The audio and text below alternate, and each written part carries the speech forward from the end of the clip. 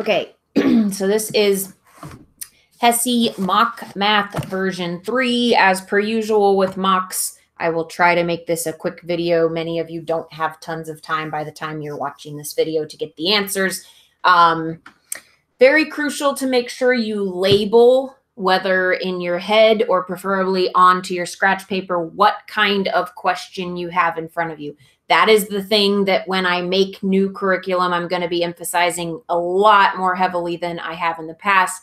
You should always immediately read a question and go, this is from this class, and more specifically, it's this strategy. So for example, the first question is from the percent applications class, and it is a scenario 3 is what you'll discover. Identifying that, saying that out loud to yourself really helps make sure you program the correct strategy. The other thing I'll note is always use a strategy. Never just wing it with your questions. You've spent so long picking up and learning strategic ways of doing this. It starts with identifying the question, but then you also have a strategy that you put into place, and that's super important to your accuracy, especially in tricky situations.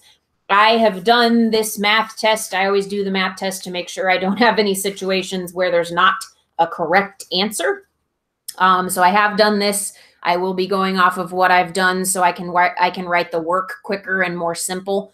But you should have your work very clearly written out. You can start prepping for scratch paper by not doing your work next to the problem and doing it on a separate piece of paper as well.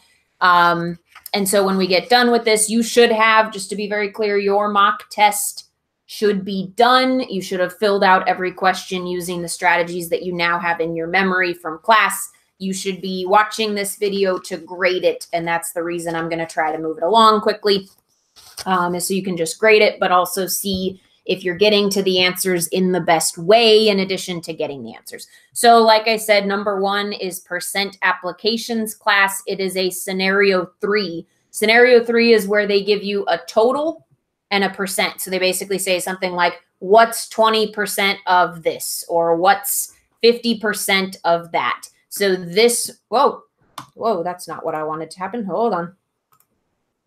There we go. Sorry about that. Let me move my computer a little so I can't bump my mouse pad like that. Okay. So in this case, 200 is our total. And 40% is obviously a percent. When you see that there is a percent in the question, it is either 2 or it's 3. This is 3 because we have the total as the other numbers. So they basically just want to know what's 40% of 200. We change 40% to a decimal. We always multiply when it is scenario 3. You might even label it that way. You might multiply, you might say multiply next to 3, and you might say divide next to 2, whatever works for you. So I'm going to take 0.40 times 200, and I'm going to get 80. And then number 2 is also percent applications. I kind of tried to put them in chunks to help you use your varying strategies a little bit more efficiently. This one is a 2. So right after you recognize a 3, then you recognize a 2. 2 always involves division. And when we have a 2, it's because we have a part and then a percent. So what they're saying in a scenario 2 is this number, whatever the normal regular number that they give you is already 25%. What we don't know is what was the 100%. What's the total we're working off of? So another way of rephrasing this question, and always rephrase a question to make it easier if you can, especially in percentages. 68 is 25% of. That's what you're answering. What is 68 25% of? If 68 is 25%, we can find out what it's 25% of by dividing by 0.25, and that's going to give us 272. The third question, I put more emphasis on this particular version on word problems that don't connect directly to one particular class or strategy, because I get a lot of complaints about those, and that's mostly in your head. So if you're feeling like, oh, I'm just so bad at those word problems, word problems are found in every class. They're found in every category of information. Every strategy has word problems that are included. And essentially, with regular word problems, those are going to be ones that don't have necessarily a percentage element, don't have necessarily a proportion element. The only reason those may seem challenging is because we don't work as much on those as we work on percentages and proportions and things like that. Something to keep in mind is a regular word problem, an arithmetic word problem that doesn't have a particular thing in it, is definitely easier than the word problems in the advanced classes. You just don't see them as much, and they could be anything. They're all over the place. You could be trying to answer any given set of circumstances, and that makes it harder because there's something that you're going to have to picture and figure out on your own in order to be able to answer the question. That's the only thing that's challenging, is they can be spread very far out across a somewhat limited subject domain. In this case, Jamie works at a rafting adventure company. The company uses trailers to haul the rafts up to the starting point. There are 60 people going on the trip, and 4 people fit in each raft. If each trailer can carry 2 rafts, how many trailers will be needed for this trip? Seems pretty complicated. Seems like a lot is going on with this. A funny joke is, serious, true story. These 2, number 3 and number 4, when I wrote them, it was late at night, and I asked a family member, I said, let me read this to you. Does this make sense? And I did that with each one of them. And with each one of them, they said, yeah, it makes sense, but it seems overly complicated.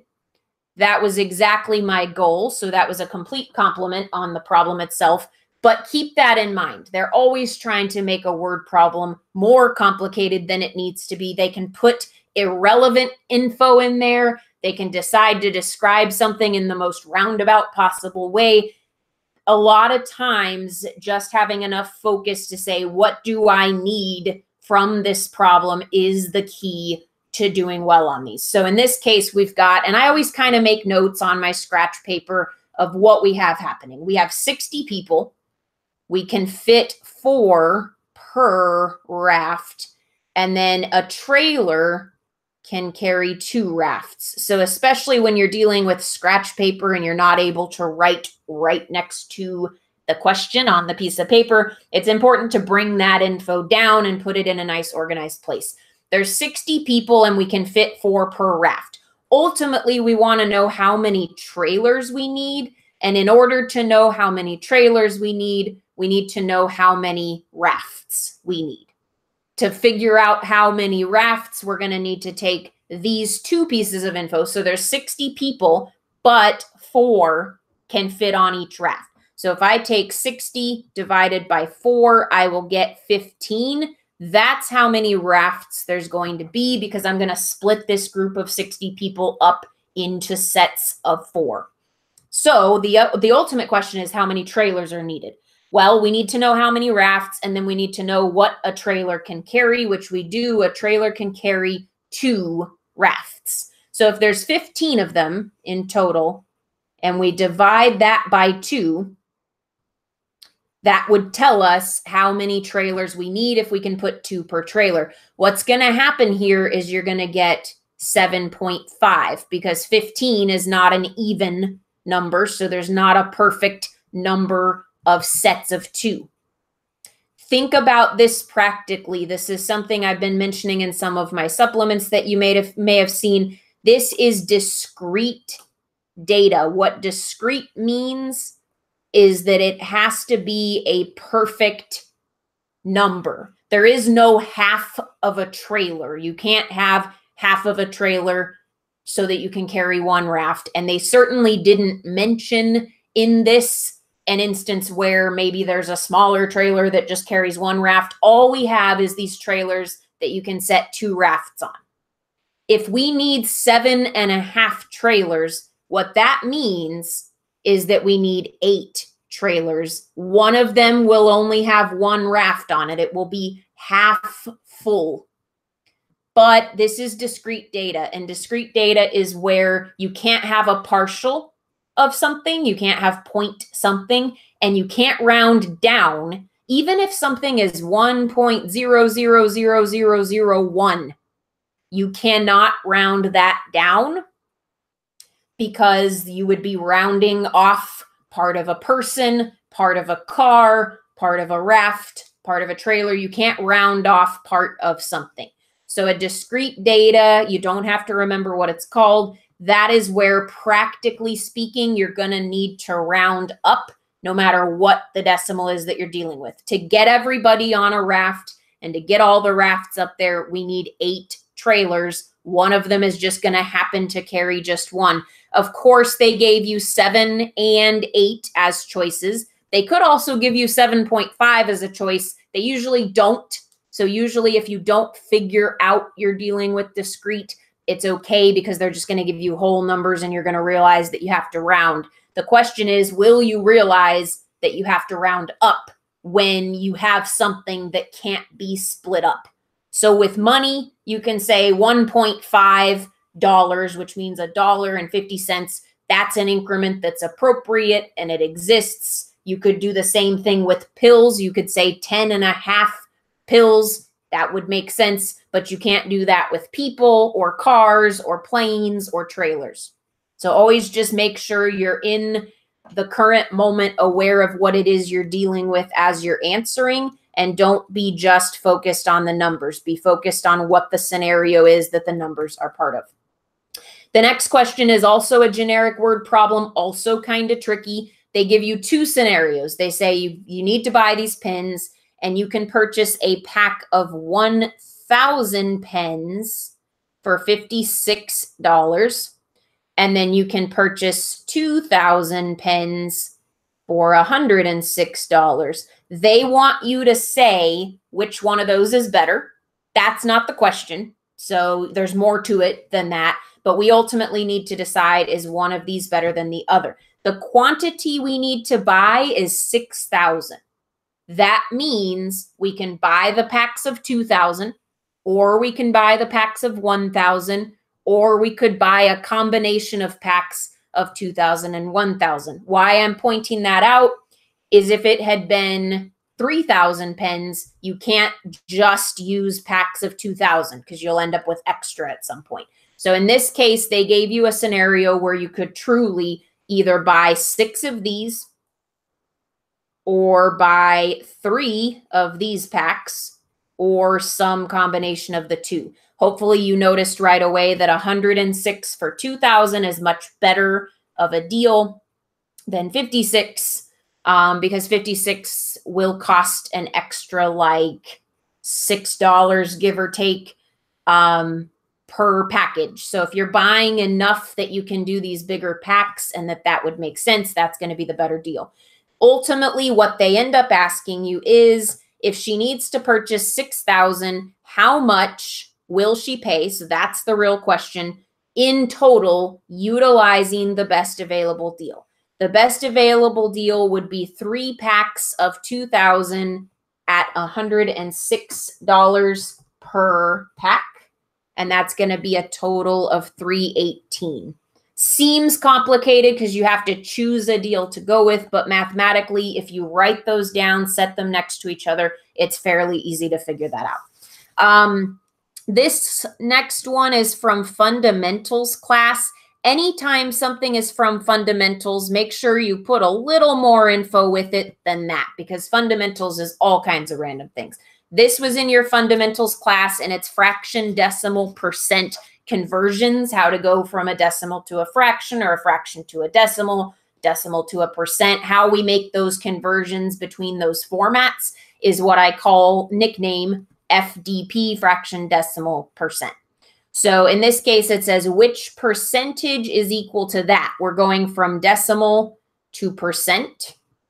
And we have 0.0753. We're in decimal form.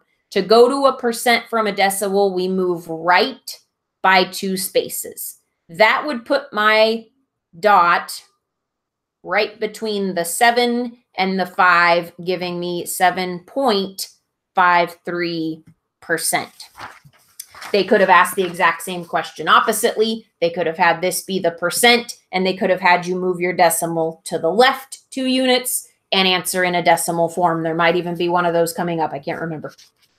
Number 6 is kind of a generic word problem. Again, this one would be one of the ones I would get a complaint that it's stressful. But again, just take the situation logically and figure out what's happening and what you can do numerically. So it says that an oven preheated from 200 to 400 degrees in 5 minutes, approximately how many degrees on average would the temperature have risen per minute? When they're saying on average, they're not telling you to average something and it's in parentheses. They're just saying, obviously, the first minute might have had a much bigger temperature increase than the second minute. It doesn't have to have been even. We can't prove that it was. But when they say on average, they are telling you that you can assume that it was equal. First thing we need to do is find out how much temperature change was there. So we can't do anything right now because what we have is the temperature it started at and stopped at. We need to take 400 degrees and subtract 200 to find out that it increased during this 5 minutes. It increased by 200 degrees. So this is like when you do those percent difference problems where it's like how much did something's price change, similar concept. We need the difference first. How much difference is there from one end to the other? If there's 200 total degrees and there's 5 minutes, I can just divide 200 by 5, which will give me 40. And that tells me that approximately on average, to get from 200 to 400 in 5 minutes, you would have to go up 40 degrees per minute. The next question is a proportion, and this is actually a very classic HESI question for how they do their proportions. So if you don't understand the context of this, I am going to sort of explain it for your future reference, but it should not have hindered your ability to do this problem because it is ultimately a proportion. So you're giving a patient 50 milligrams of a medication. The medication is dissolved in a solution and is available in 10 milligram per 5 milliliter doses. When you give your 50 milligrams, how many milliliters will you give? What they're saying is something that you'll learn a ton about in pharmacology, which is the fact that a lot of medications that are liquid, especially IV or intramuscular type injection medications, are a medication, a powder, or a solute of some kind dissolved into liquid. So that's where you would have, for one medication, you would have a milligrams, which is how much powder is dissolved, and you would have milliliters, which is how much liquid you're going to end up giving in order to give the right amount of powder. What they give you is instructions for powder. You need this much powder. Then they give you a given. So you know that with proportions, we always have something we call given, which is that 10 milligrams would be in 5 milliliters. So what we're doing is we're comparing milligrams to milliliters. 10 milligrams is equivalent to 5 milliliters. So that would say that 50 milligrams is equivalent to an unknown number of milliliters. So we know that every time you add 10 milliliters or milligrams, 10 milligrams to the situation, you are also going to add 5 milliliters of liquid to the situation at the same time. Now we have a proportion set up. We're going to take 5 times 50, and then we're going to end up dividing that by 10. And then we're going to find that X equals 25. So if you're giving 50 milligrams of medication, you're giving 25 milliliters of liquid that it is dissolved in. Number 8 is from fundamentals, and it's from the rounding section. So how to do decimal rounding and decimal approximation. In the number 24.7684, get used to writing those and not using them here because you can't use them there on the test since it's on the computer. What is the value that's in the hundredths place? They're not asking you to round this. They're asking you what's in the hundredths place. So really, I shouldn't call this rounding. I should call it place value is actually what this is. The hundredths place is right here. So the answer to that question would be 6. Next question is the same, so I'm just going to do this as far as category. What is 67.38759 rounded to the nearest 10th? The 10th place is this one right here. We always have to look immediately to the right of the place where we want to stop. So what we ultimately want is to stop right there. That's how many digits we want. But we can't just cut it off like that. We have to actually factor in what's next to it and decide whether to go up or not. In this case, it's 8, which is certainly more than 5. So we're going to actually put a 4 there. So if you did take that big number and round it to the tenths, you would get 67.4. They will always have the wrong rounding, but the correct place value. They'll also usually have a couple of things that are not rounded correctly at all. And hopefully you recognize that immediately. You're like, oh, well, that's to the hundredths and that's to the thousandths. So we know it's not C or D. Then you have to figure out the correct rounding and be super careful to sort A from B.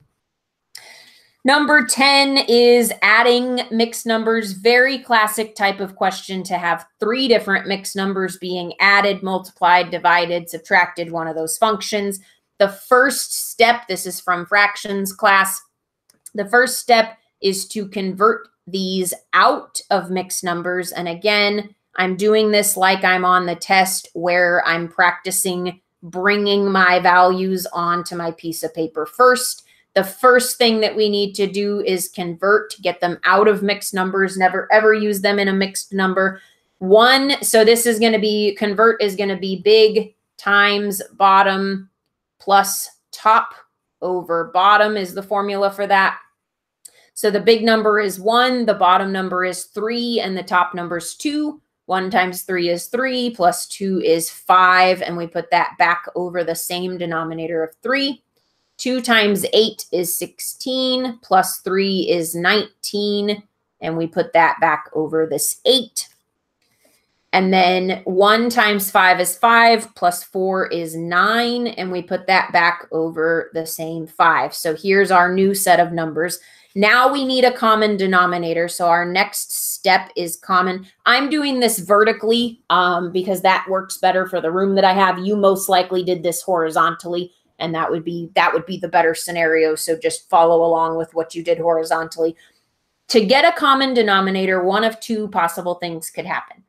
The first option is one of the numbers that's sitting there fits the other 2 that are sitting there. That's not the case we have here. So 8 is the biggest one sitting there. You can't evenly fit both 3 and 5 into 8. You can't fit either of them. If that's the case, so if the number that's there doesn't work, and I'll give you an example real quick of where maybe it would work. So let's say that you had denominators of 10, 2, and 5. So then you could just use 10 because 5 goes evenly into 10 and so does 2. In this case, that's not happening. So we are going to multiply all 3 denominators together. When you click this into your calculator, you literally go 3 times 8 times 5, and you do that all at once. And what you're going to get is 120. So 120 is the common denominator. We're going to use it in all of those 3 instances.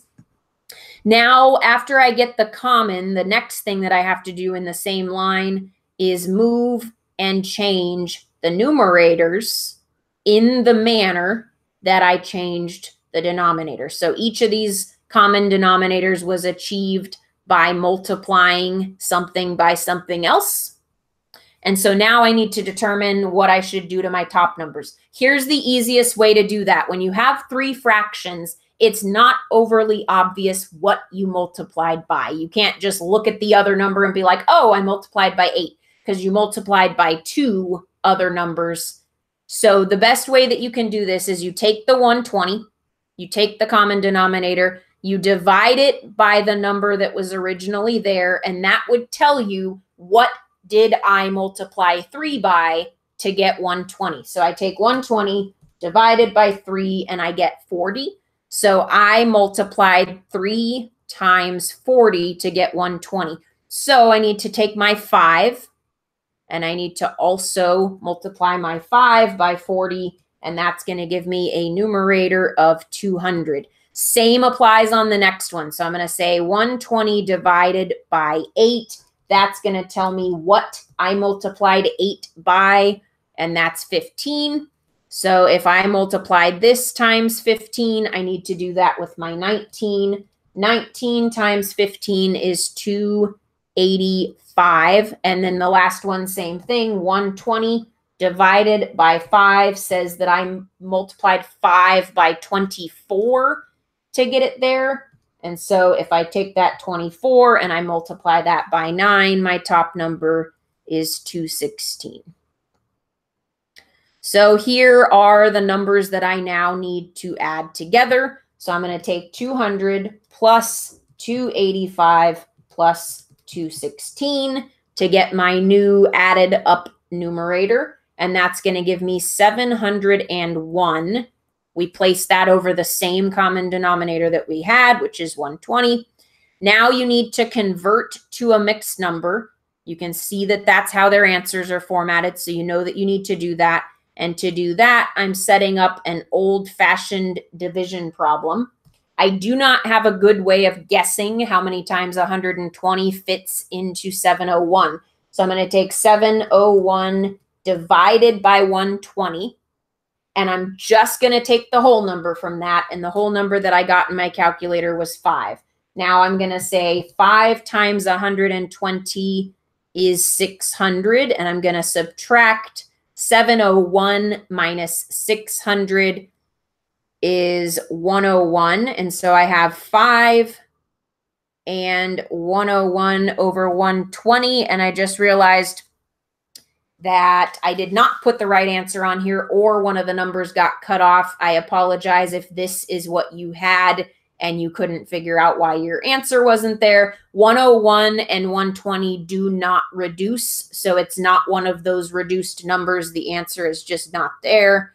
My apologies. I thought I screened for that, but looking at my paper, I had made a note to go back and change this, and I didn't. So your answer should be 5 and 101 over 120 should be your answer to 10. If that's what you had, do not count yourself wrong. Just fill this in. You can cross off one of the answers and make it that and circle it if that makes you feel better. Number 11 is actually an order of operations problem. So that comes from fundamentals class. It's one of the things that we looked at there. This is all numerical, so it's pretty easy to work this out as far as the actual math goes. What you have to be careful of course, is your order of ops. Your order of ops is PEMDAS, or please excuse my dear Aunt Sally, however you like to do it. So first you want to look at doing anything that is in parentheses that can be done, and I'm going to copy this over here so you can see better. So here's my problem. Within parentheses, I have 6 plus 10, and I can, in fact, add 6 and 10 together. So that would turn this into 16. The 2 would still multiply the 16. You just wouldn't have the parenthesis anymore. So 2 times 16 minus 12 times 4. This is where it gets challenging. So you've got a combination of multiplying and then subtracting. Multiplication precedes subtraction by a couple of steps. So the next thing I need to do is the multiplications that I have. 2 times 16 is 32. So that's going to be the first multiplication there. And then 12 times 4 is 48. And that's going to be my multiplication there. All that's left as far as operations is that those two had a subtraction sign between them. So I'm going to take 32 minus 48. You are subtracting a bigger number out of a smaller number. Your answer is negative, and your answer is negative 16. Number 12 is a fraction question. It might have initially looked like a proportion, but it is a fraction question. It says you need 3 1/3 cup of sugar for a recipe. You've already put in a ½ cup. What amount still needs to be added? So what that breaks down to is we need 3 1/3 minus 1/2. For time's sake, I'm not going to do all this work because fractions take forever. but you're going to convert 3 1/3 into a normal fraction. Then you're going to have whatever that number is. Let me see if I have written down what it is. That would be 10/3 minus 1/2. Then you find your common denominator and you complete your subtraction. And you will have to convert a mixed number at the end, resulting in choice A, 2 5/6. Number 13 is a ratio question. So that comes from the proportions class. This is setting up a ratio. Proportions is one of the areas that I most emphasize, identifying more than just this is a proportion, this is a ratio. You want to go further than that. You want to say this is setting up a ratio, this is solving a proportion, this is solving a proportion that has a ratio as it's given. So there's a lot of different options there. If those didn't all ring a bell and make sense, you might want to review that proportions class to make sure you can categorize these. This is asking you what a ratio is. It is a little more complicated than just what's sitting there because it says there's 7 girls, there's 5 boys, and then a new family moves into town. They have a girl and a boy. So before we can do our ratio, we have to add this up. That would mean there are now 8 girls and 6 boys. And it says, what is the new ratio? That's how you know that they wanted you to add that in, of boys to girls. Boys to girls is not the order they were giving everything in. It's the opposite. So we need girls to be the second number, and we need boys to be the first. That's going to be a ratio of 6 to 8. Hopefully you notice that that's got a reduction. You can divide both of those by 2, and that would give you 3 to 4. They do have both of those there. They can absolutely put 2 correct answers if one of them is reduced and the other isn't. So you have to answer 3 to 4. If you answer 6 to 8, your answer is not correct because it's not in a simplest form. 14 is a proportion question. This is solving a proportion. So solving a proportion means we have 3 pieces of information and we're looking for a 4th, and that we're going to put them into a fraction equals fraction scenario.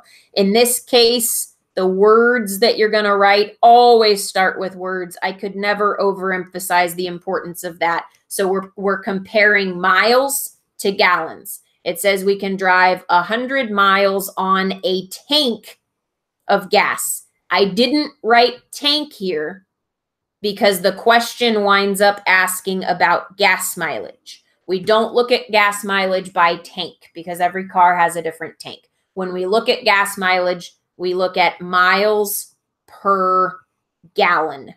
So we need to be in gallon on this other side of the equal sign. So we need this in gallons. So they did tell you that it's a tank, but then they told you what the tank holds. So the first comparison, the given comparison that we're making is 100 miles is to 10 gallons and then it requires a little bit of remembering from class and being creative to set up the other side because it doesn't give you that third number. All it says is what's the car's gas mileage. This requires that you know that gas mileage is measured in miles per gallon, and to be in miles per gallon means 1 gallon. So what we don't know is miles. That's where we put X. What we do know is that to find out gas mileage, we should compare it with just 1 gallon. So if it can go 100 miles on 10 gallons, how many miles can it go on 1 gallon? You're going to take 100 times 1 and then divide by 10, and you're going to get 10 miles per gallon. 15 is a metric question. For HESI, you want to be discerning between metric and advanced metric. So the metric class covers anything within the metric. So kilograms to centigrams, meters to millimeters, those are all metric. And we talked about yards, feet, and inches in that class. So this is the regular metric class. The name of the class was T's and HESI metric. Some of them will be advanced metric. For example, the very next one is advanced metric, where we're talking about pounds and ounces, and that was mentioned in that bigger secondary class. Make sure that you discern between those, especially now for your review purposes, so you know which of the two classes to go to. This one wants to know how many meters are there in 10 yards. Remember that when we have yards, feet, or inches, we make this flow chart like this, and we use centimeters. So no matter what the metric unit is we're talking about, we use centimeters because that allows us to flow perfectly in one direction to get the number. So if there's 10 yards, we're starting all the way over here. That would be, to get from yards to feet, you would multiply your number by 3. So that would give you 30 feet. To get from feet to inches, you would multiply your number by 12. So 30 times 12 is 360 inches. And then to get to centimeters, we multiply our quantity of inches by 2.5. And that puts us at 900 centimeters. Make sure you don't answer that number because they wanted meters, not centimeters. Now we're in metric to metric. Remember that a metric to metric conversion can either be one step or it can be two. In this case, it's one because meters does not have a prefix, only centimeter does. So what we have information about right now is centimeters. So we know that we have 900 centimeters. What we don't know is how many meters. We're going from centimeters to meters. Meter is a bigger unit, physically speaking, than a centimeter. And to go into a bigger unit, we need less of them. So if you're trying to measure something in centimeters, you're going to need a lot more centimeters than if you measure the same thing with a meter. And so needing less will cause us to divide. So we take the 900 that we have and we divide it by what goes with centi. There's always just one prefix there. And that one prefix has a number that you have memorized. So if centi is the prefix, then that's going to be 100. So to go from a centimeter to a meter, we divide by 100, which would give us 9. Had that been millimeter, we would have used 1,000, and we would have done the same type of math. This is crucial. If this part is not second nature yet, it really has to be. So you've got to have this. I'm going from this unit to this unit. I'm getting bigger in size or smaller in size. That means I'm going to need less of them or more of them. And that means I'm going to multiply or divide. That part needs to be second nature so that you can focus on the harder stuff, like the fact that we had to come from yards and we had to do our flow chart. And there was all kinds of other math leading up to that point. Once you reach centimeters, it should be like a cakewalk for you to go from centimeters to whatever other unit they wanted using a 1 or 2 step problem. 16 is from advanced metric. It's talking about ounces and pounds. So a child is born at 8 pounds and 4 ounces. They want the whole weight in ounces. Obviously, you've already got ounces there. 8 pounds, there are 16 inches in a pound. So if there's 8 different pounds, there are 8 sets of 16. So we're going to take 8 times 16, and we're going to find out that this is 128 ounces for the pound part. Don't forget to add the 4 back on. So this weight entirely written in ounces would be 132. Number 17 is also advanced metric, and it is military time, 4:30 p.m. So always look for a.m. or p.m. If it's a.m., it's a trick question, and there's not really a difference between a metric that's in a.m. versus p.m. So for example, if you had 1 o'clock a.m., all you would have to do to get the military version is add a 0 to the front and not put the little colon. So that would be 0100 for 1 a.m. In this case, it's p.m., which you can expect that typically it is because that's a lot harder of a question to answer. With p.m., you take that first number and you add 2. And then that makes your new number. So 4 plus 2 is 6. So it's going to be 1630.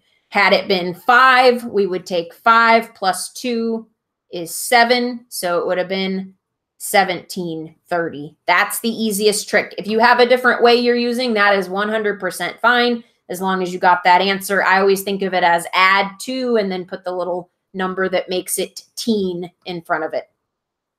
So that is advanced metric. What is 0.467 expressed as a fraction? This is from fundamentals, and this is from fraction, decimal, and percent conversions. To do a fraction, we're going to count the decimal places out. So this is our tenths place, this is our hundredths place, and this is our thousandths place. Whatever your furthest number is to the right, whatever place value it stops in, you're going to use that number as your denominator. So if it stops in thousands, then or thousandths, then you're going to use 1,000 as a denominator. If it had stopped at the hundredths, you would use 100 as your denominator. If it stopped at the tenths, you would have used 10 as your denominator. So that's the only challenge to this question, because they've got all the other things right. They just changed between 10, 100, 1,000, and 10,000, because the challenge is how do you apply the zeros. Number 19, what is 4/7 equal to? Round to the nearest hundredth. Sometimes they'll tell you to round, sometimes they won't. If they do tell you to round, you must make sure you round the way that they told you. This is from fundamentals as well, and it is fraction, decimal, percent conversion as well. You're going from a fraction to a decimal. 4 divided by 7 comes out as 0.5714 something.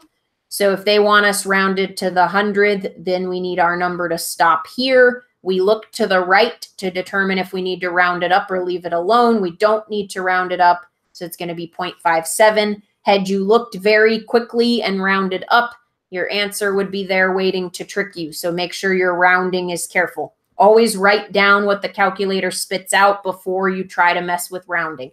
Don't try to round it in your head straight from the calculator on the screen. Always write down the first 5 or so digits that the calculator gives you, and then on paper, determine what the place value is and what place value you need to look at to round. Number 20 is advanced metric. This is Celsius and Fahrenheit.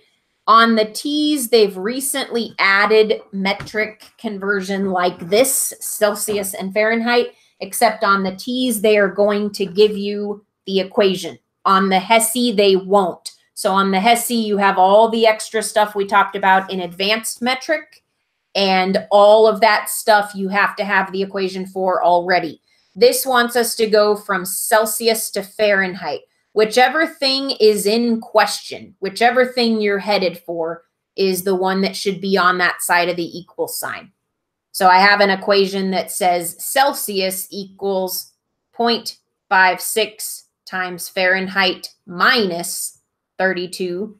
And then Fahrenheit, I have 1.8 times Celsius plus 32. We follow the order of ops when we do this, but these equations should be right there in your head. You pick which one of them, because whatever's on this side of the equal by itself is the result that you're going to get. You want that to be the one that is blank, that they don't know the answer to. So we choose the one that has Fahrenheit in the front. That's going to be 1.8 times Celsius plus 32. If we plug in our Celsius, it's 1.8 times 78 plus 2. The order of operations says we do addition first. So we're going to add 78 and 32 together to get 110. Then we have 1.8 times 110, and that's going to give us 198. Those equations should be memorized, and your order of operations for it should be memorized by now.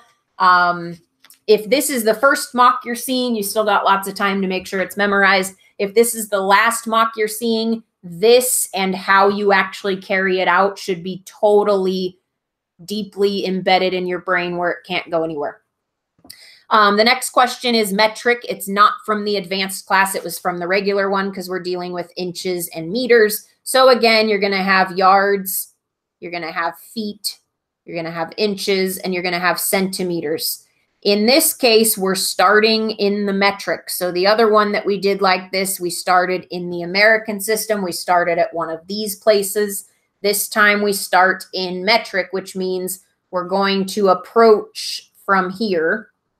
We're going to start at centimeters. Unfortunately, they didn't give us a quantity that is centimeters. They gave us a quantity that's meters. So the very first thing we need to do is a one-step metric to metric problem where we convert meters to centimeters. So we have 2 meters. Centimeter is physically a smaller unit.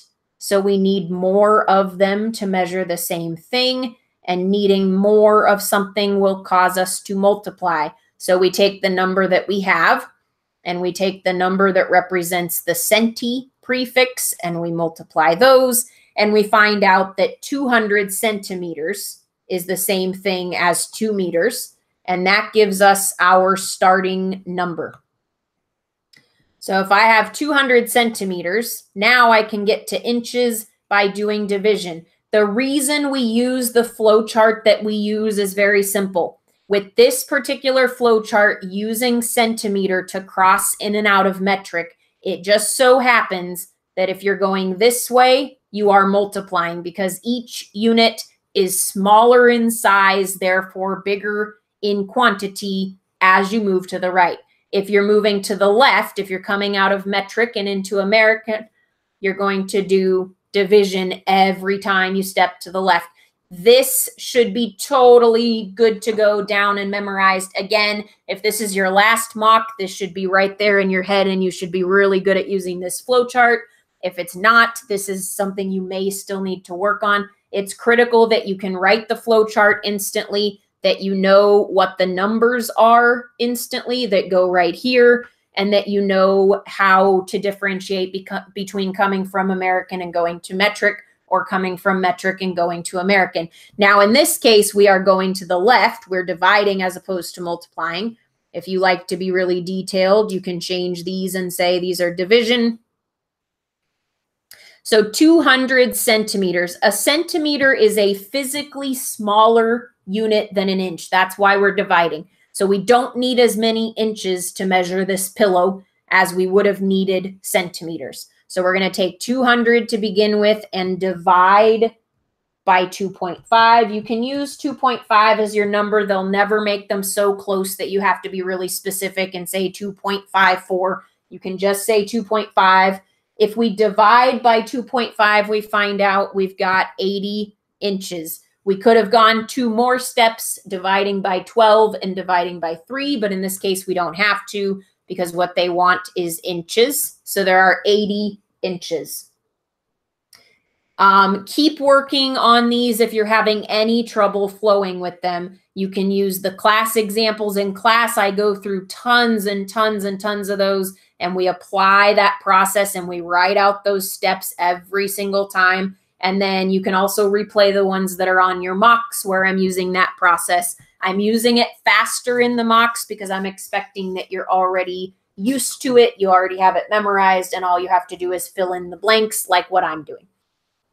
22 comes from percent apps. It says, what is 0.7% of 42? That would be scenario 3 because you're taking a percent of a number. The obvious trick with this is we don't often deal with a percentage that is also a decimal.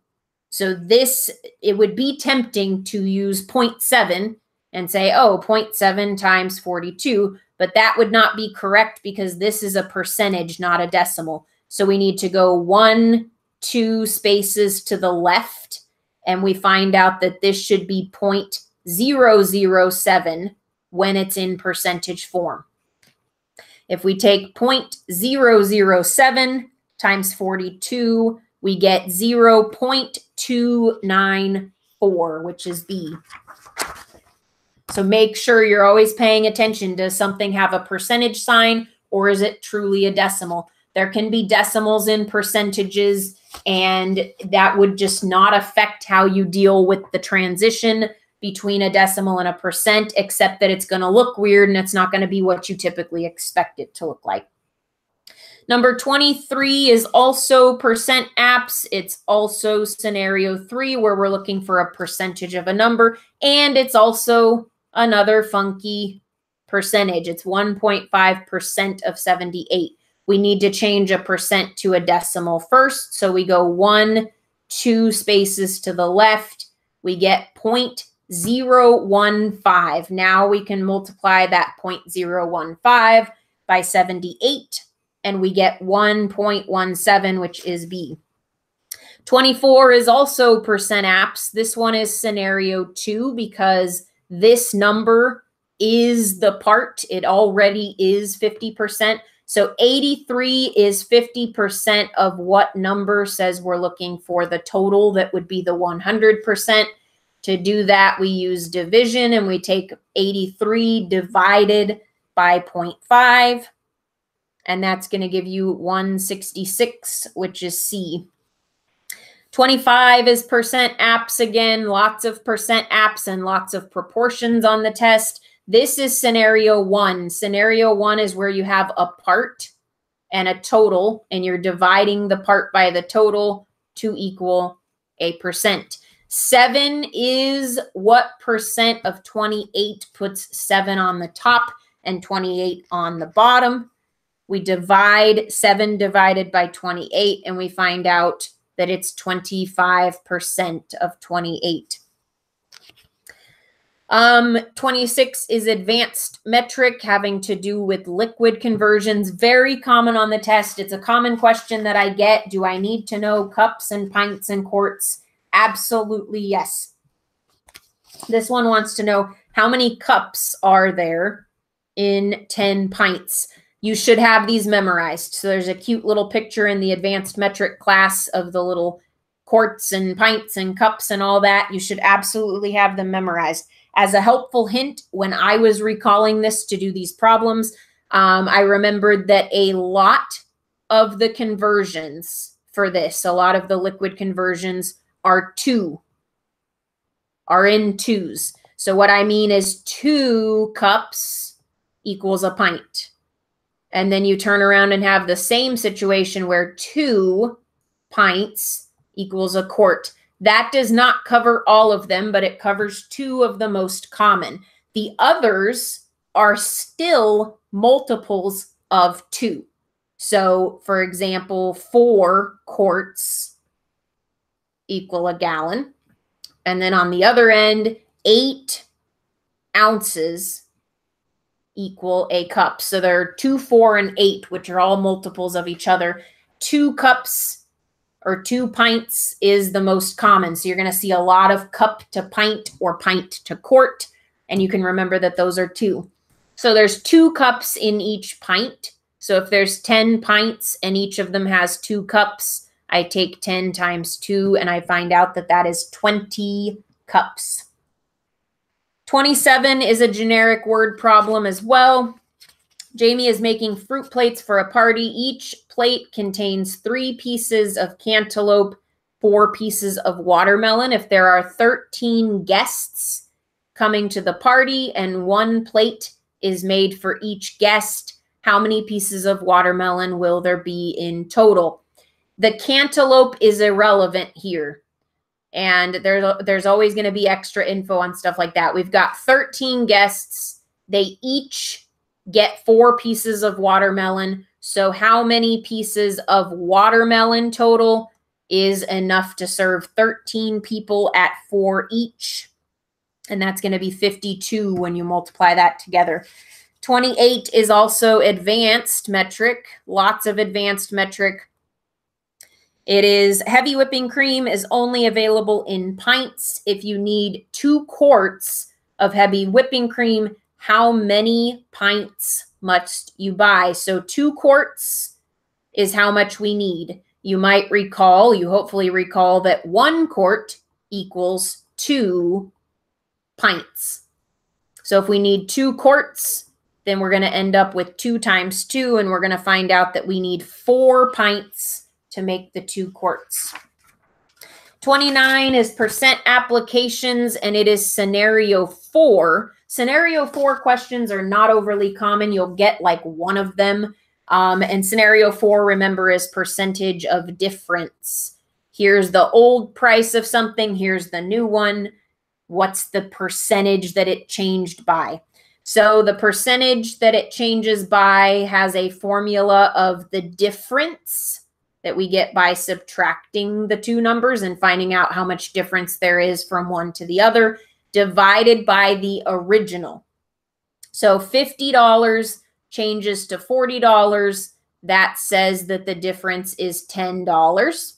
Original would be the original price in this case, which is its normal regular price of 50. So to get this answer, you're going to take 10 divided by 50. And that's going to give you 20%. It is 20% off. Don't forget to do the subtraction first. You can't do this by saying 40 over 50. 40 over 50 is 80%, which is how much of the price is still being charged. So how much of the price is still there from the original is 80%. That is opposite from our percentage of difference. So make sure you always do a difference and then divide your difference number by the original. 30 is percent apps, and it's 3, scenario 3. John is buying 2 shirts that are normally $40 each. They're discounted 10% today. If the sales tax rate is 6%, that's where the scenario 3 comes in. What is the exact total that he'll be spending? So first you need to say 2 shirts, $40 each. Original price for the 2 shirts together is $80. They're being discounted by 10% today. So start by finding out what is 10% of 80, and it's 8. So we're going to save $8 today, making those 2 shirts $72. That's not the question. It says if the sales tax rate is 6%. So now we need to take this amount that we're supposed to pay and we need to get 6% of it. So both of these pieces are percentage scenario 3s. We found 10% of the original cost so that we could subtract that. Now we need to find 6% sales tax because we're going to need to add that on. So 72 times 0.06, make sure you do 0.06, is 4.32. So $4.32 will be the tax. We're paying $72 for the shirts with the discount. We're paying $4.32 for the tax. And we're going to get $76.32 as our final out the door total. There's a lot going on in that problem. It's not difficult. It just requires organization, thinking of what steps have to precede what steps. You would always want to take the discount into effect before you add the tax because you don't pay tax on the money you're saving. You just pay it on what you're actually getting charged for the items. So start by realizing, oh, it's 2 shirts. I need to modify the total. Now I need to take 10% out of that total. Now I need to find out what 6% is. And now I need to add the 6% sales tax to the total. The next problem is very similar. So you could also say that the next problem is a scenario 3% app. This one is a little different in terms of what it's asking for. I very intentionally put these one after the other to give you some practice at them trying to be tricky. So this one says she's buying a laptop at Best Buy. She has a coupon to save 15% off the cost of the laptop. If the laptop normally sells for $850 and sales tax is at a rate of 7%, how much will she pay in sales tax? Always, always, you'll notice that I've done this on every question in this class. Always make sure you highlight to yourself, write down on your scratch paper what the question is, because every math problem gives you information, then asks a very particular question. In this case, we just finished answering a question where we added, we took out a discount, we added sales tax, and we stated what the total is. This one, they just want to know the sales tax. There is no shortcut to that. You still have to go through all of the other steps that we did on the other one. But when you get to the end, instead of adding it up, you will use just the sales tax. So if it's $8.50 and it's 15% off, to take 15% off, I first need to know what 15% is. 15% of 850 is $127.50. Remember, that's the amount you're saving. So you need to take $850, subtract that savings out of there, and then you will find out that that leaves a balance of $722.50. This is the amount that would get taxed. The tax on this one is at a rate of 7%. So what we need to find out is, what is 7% of $722.50? That is a classic scenario 3 wording. So $722.50 times 0.07 equals $50.58. This is the amount of tax. They could have asked you to add that to the price like the last question did and say, what is it out the door? In this case, they just want to know what the tax is.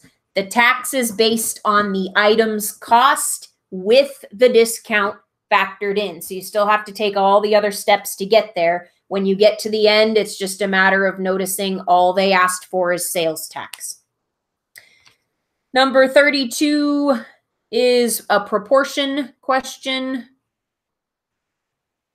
This one is actually a more complex proportion question. What you remember me referring to in class is that there's proportion questions with conversions included in them. And that conversion could be something you do at the very end of the problem, or it could be something you have to do before you can even start the problem. We go by our givens to make that decision. So this says your recipe normally calls for 2 cups of sugar and normally serves 50 people. How many bags, is ultimately the question, of sugar do you need to buy to serve 500 people? We can only use what our givens are to find information, to start the process of finding information. So our given is 2 cups of sugar serves 50 people. So we need to work with cups and people, because otherwise we don't have enough info to start up the problem. So if 2 cups serve 50 people, an unknown number of cups serves 500 people. This is going to give you a number of cups. The question is how many bags. You can't deal with bags right now because you don't have a bags reference for your given. So you're going to have to get cups, then split the cups up into bags. So in doing that, I cross multiply and I divide. I take 500 times 2, and then I take that divided by 50, and I find out that I need 20 cups of sugar. Now all I have to do is see that they left me a little note that says sugar is sold in 6-cup bags. So if I need 20 cups, that's going to be divided up into chunks of 6. I made this test harder than the real test actually is. This is the second problem that I have a discrete quantity that I make you figure out. That's pretty abnormal on the test, but it is a skill you need to have. What I'm saying here is this comes out as 3.3333 bags. If you need more than 3 bags, even if you only need a speck of sugar from the 4th bag, you've got to have a whole nother bag. You can't go to the store and buy 3 bags and then 1/3 of a bag. They're not mentioning any way to buy a less big bag, a smaller bag. They didn't give you anything like that. So if you need any more than perfectly 3 bags, you're going to have to buy a 4th. So watch for this, but keep in mind they usually make the test fairly simple in the sense that noticing a discrete quantity would only come up maybe once on your test. You won't repeatedly have this situation. But always when you get a decimal number, always look back at the question and what you're actually solving for, in a real life sense and make the determination, can I have a partial? Can I round down? Or do I have to round up? You can't round down because then you'd short yourself a third of a cup from or a third of a bag from the bag that you didn't buy. So that won't work. You can't use 3 bags. You have to use 4. So this answer here is wrong because you cannot buy a third of a bag. Again, that doesn't come up on the test too often. As long as you've seen it before and you've worked problems that way and you've become aware that that's something they can do, you will be safe there. The next one is metric. How many meters are there in 500 centimeters? This is a 1-step metric to metric because meters is a central unit and meters is in the question. We're starting at centimeters and going to meters because centimeters is what we have a number for. To go into a meter, we are going into a physically bigger unit. If it's a bigger unit, we need less of them. If we need less of something, we divide. So we're going to take 500. We're going to divide by the only prefix present in the problem, which is a centi, and a centi is 100. You do have to have that memorized. 500 divided by 100 is 5. So 500 centimeters is 5 meters.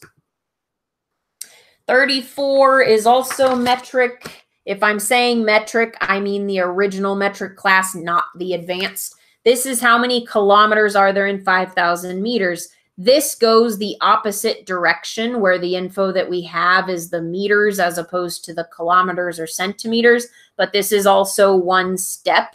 It's always 1 step if there is something in the problem that does not have a prefix that's just meters, liters, or grams. Then we only have 1 step. We're starting at meters because that's the info we have, and we're going to kilometers. A kilometer is a bigger unit than a meter. If it's a bigger unit, we don't need as many of them to get the measurement, so we divide. So we're going to take 5,000 divided by 1,000. I'm getting the 1,000 from the one and only prefix in the problem, which is the kilo. So 5,000 divided by 1,000 is 5. Same answer as our previous question, gotten in a very different process. The next question, 35, is from your regular metric class, and it's American to metric. So you might discern between those when you're writing out what something is. This is truly metric, and it's metric to metric. This one is from the metric class so that you can go back and review that process, but it is American to metric. And when it's American to metric, we have this little flow chart that we need to have in place.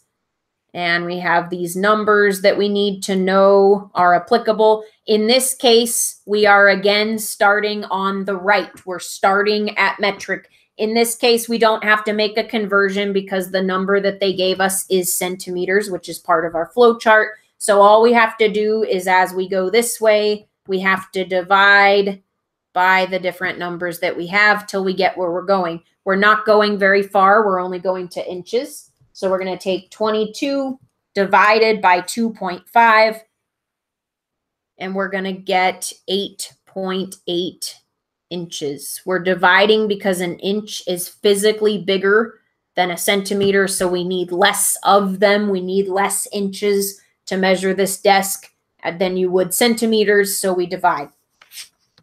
36 is from advanced metric. Advanced metric questions are very easy questions. It's just that there's stuff you have to have memorized for them. That's why they're considered advanced. 1.5 quarts is equivalent to blank pints. So remember that 1 quart equals 2 pints. So if we have 1.5 quarts, we can take 1.5 times 2. And you will find out that that is 3. 3 pints would make 1.5 quarts. Next question, 37, is also advanced metric. This is Celsius and Fahrenheit. Right here is the key to which equation I use. We're looking for Fahrenheit, so we're going to use the equation that says Fahrenheit equals, and then we're going to plug in what we have for Celsius. So Fahrenheit equals 1.8 times 0 plus 32.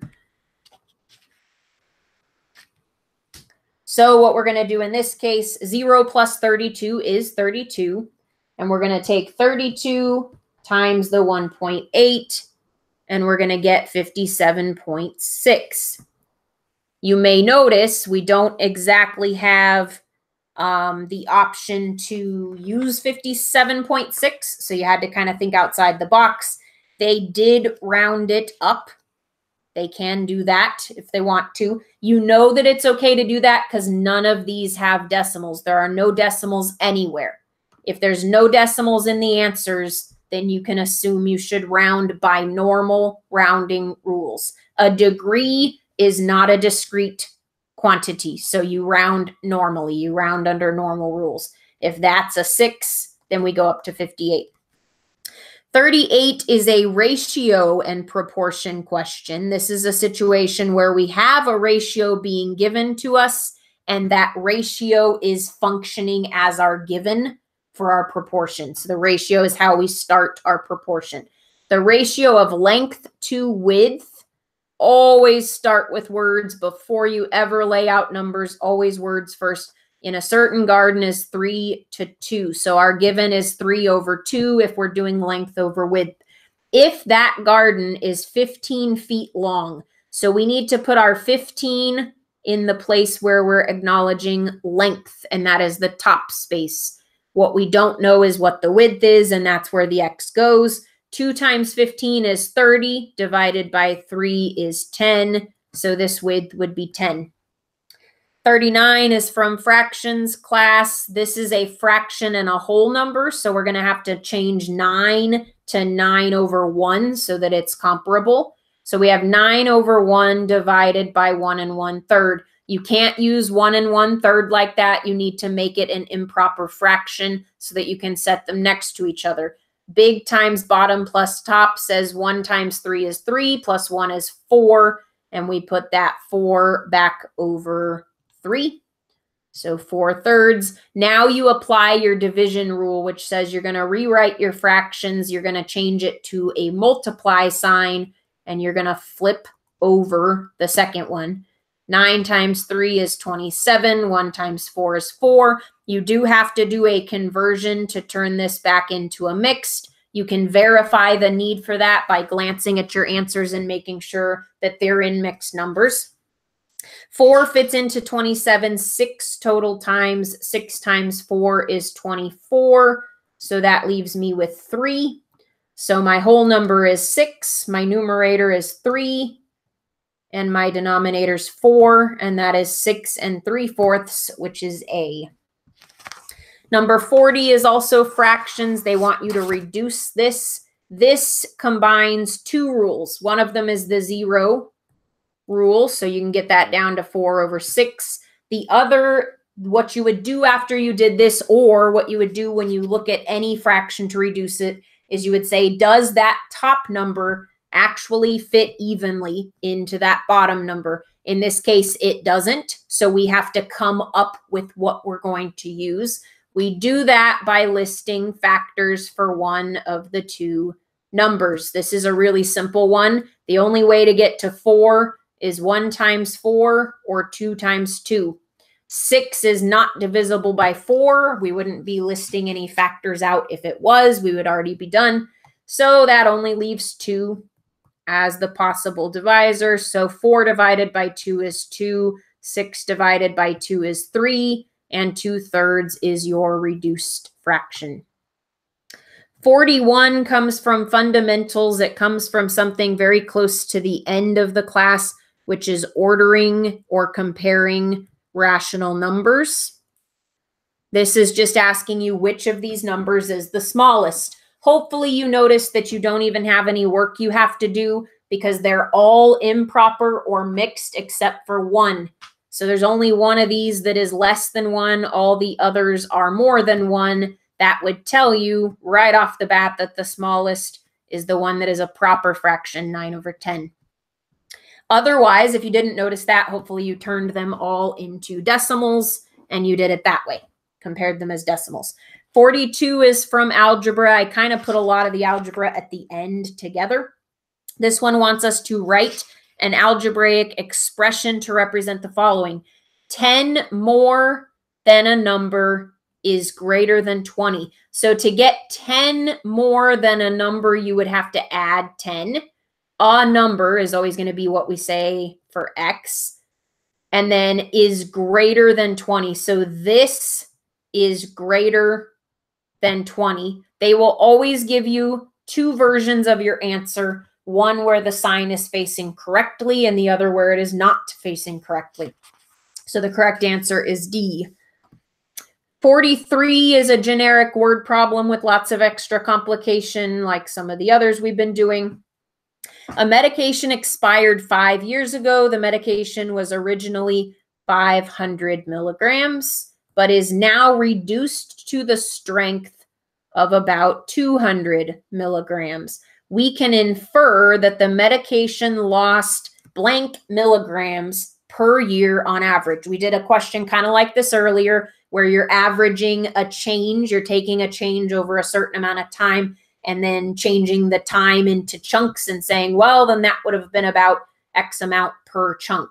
The first key is to know what the difference is. So if it was 500 milligrams strong and now it's 200 strong, it lost 300 milligrams.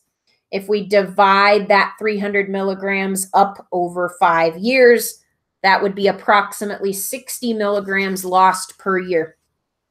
44 is from fundamentals. This is an average or a mean. They want you to find out the average of these test scores. The trick to this is don't forget to put this new one in because it's not listed next to the other ones. So we add up those 5 numbers. We divide by 5 because there are 5 of them total. And what we get is 90.6. It does tell you to round your answer to the nearest whole percent. 0.6 causes us to round up to 91%. So just knowing the formula for an average is really the key to that one, and noticing that one of your numbers is not in the list with the others. 45 is algebra. This is a two-step equation. Two-step equations are easy because you've been working on multi-step for quite a while. All you got to do here is add 4. 2x equals 22. We divide by 2, x equals 11. And that is C. 46 is evaluating an expression. The HESI is the only test that really has much of this. You'll get 1 or 2 questions about it. Evaluating an expression means they tell you the numerical value for letters that are there, and they have you plug that in to find out what that means about the entire equation. So 2c plus 3z times 2c, I don't know why I wrote equal. C is going to represent 2, and that means it's going to be 2 anytime that you see a c. And then z is going to be 10. We got to watch our order of operations very carefully. Multiplication is your first step. We're going to start by multiplying these. So 2 times 2 is 4.